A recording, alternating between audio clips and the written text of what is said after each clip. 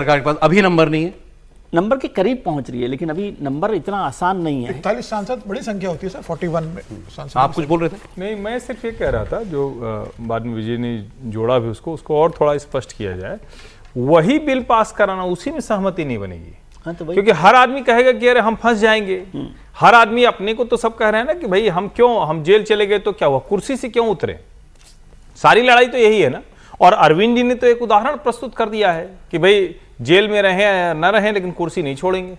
तो मुझे लगता है कि वो बिल ज्यादा कठिन है। सहमति दूसरे वाले पर बन सकती है। हाँ। सरकार को अगर कोई कंसेंसस या कोई उस तरह की चीज करनी होगी तो वो उस पर करेगी। उसके बाद भले वो 130वें संशोधन की तरफ जाए, या जिसको हम कह रहे हैं पीएम सीएम जेल में जाए तो कुर्सी छोड़ने वाला। मुझे समझ में नहीं आ रहा आप लोग क्यों, आपने भी और आप भी क्यों कंसेंसस शब्द इस्तेमाल कर रहे हैं? कहाँ पॉसिबिलिटी दिखती है? इतना बड़ा और कंसेंसस अगर कंसेंसस के लिए जो संविधान संशोधन बिल बिना कंसेंसस के पास नहीं हो सकता। आप एक बात कह रहे हैं गुड फेथ वाली बात, मैं कह रहा हूं अगर उस सर आ गया सर, अगर उसकी गुंजाइश होती तो टीएमसी के 30 सांसद एनसीपीआई में जाते क्या? शिवसेना यूबीटी को नहीं, क्या उसकी गुंजाइश नहीं है। लेकिन जब आप ये पुख्ता कर लेते हैं, दो तरीके होते हैं, दोनों तरीके से। एक तरीका ये है कि आप कहें कि भाई आ जाओ हमारे साथ, तो क्यों आए भाई, तुम तो इतनी दूर खड़े हो। हाँ। एक तरीका ये है कि देखो हम आ तो गए हैं बहुत नजदीक, तुम आ जाओगे तो तुम्हारे भी हिस्से राजनीतिक श्रेय जाएंगे, नहीं आओगे तो कोई बात नहीं। हम नॉन अलाइंड पार्टियां भी हैं, ऐसा नहीं है जो बीजेपी एनडीए और भाई आप इस जगह तक पहुंच गए हैं। कई बार गठबंधनों में भी ऐसा होता है कि सरकार बनने तक है तो लोग आ जाते हैं। देखिए,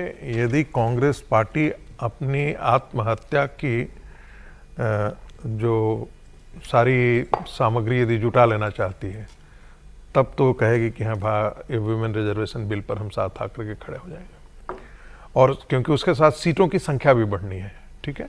विमेन रिजर्वेशन बिल तो पास हो चुका है, सीटों की संख्या बढ़ाने की ही बात है।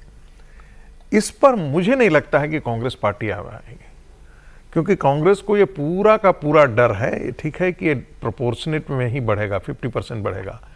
लेकिन फिर जो नॉर्दर्न इंडिया का है या सेंट्रल इंडिया का है, यहाँ जहाँ भारतीय जनता पार्टी डोमिनेट कर रही है, उसको बाकी राज्यों की जरूरत नहीं पड़ेगी। यदि ओवरवेलमिंग पॉपुलैरिटी या मेजोरिटी आ जाती है तो यहीं से पूरी मेजोरिटी मैनेज हो जा रही है। यही डर सता रहा है कांग्रेस पार्टी को, और इसके लिए वो कभी भी इस प्रकार का राजनीतिक आत्महत्या का काम नहीं कांग्रेस पार्टी करना चाहिए। पिछले चुनाव में तो ये साबित नहीं किया ना कि आपको नॉर्थ इंडिया से मेजोरिटी मिल जाएगी। देखिए, नहीं साबित हुआ, बिल्कुल आपने सही कहा, लेकिन जिसकी संभावनाएं ज्यादा है, लेकिन जो मिलता है वो तो नॉर्थ से मिलता है। देखिए 2014 बढ़ने से तो वो रेफरेंस तो वही 37 लोकसभा सांसद समाजवादी पार्टी के हैं भाई, 80 में तो वही तो कह रहे हैं। मैंने कहा ना 6 लोकसभा सांसद राजस्थान में उत्तर प्रदेश से, राजस्थान मैंने कहा कि तो ऐसे बहुत से लोग कहते हैं कि क्या पता सपाई साथ दे दे। नहीं, हाँ वोट दे दे तो बात अलग है। विधानसभा यूपी के नंबर बढ़ेंगे, यूपी की सीटें बढ़ने वाली हैं। विधानसभा चुनाव के पहले अखिलेश यादव की पार्टी में दबाव बने और वो साथ दे दें, ऐसा भी मतलब कहने वाले सुने मैंने। नहीं, क्या हो सकता है मुझे नहीं पता। यदि अखिलेश यादव की ये संभावना रखती है कि भाई अभी हम 37 हैं और कल जाकर के यदि हमारे 50% सीटें बढ़ जाती हैं और हमारी भी 50% बढ़ जाती हैं, तो हम तो 70-80 के आसपास हो जाएंगे ना।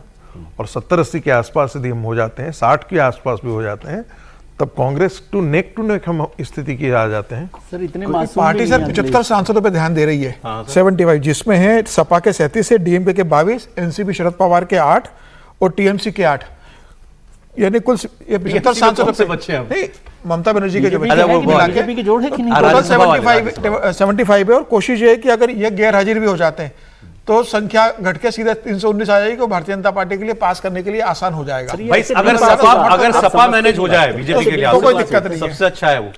सबसे बढ़िया तो है 40 सांसद विदेश यात्रा पे जाएं।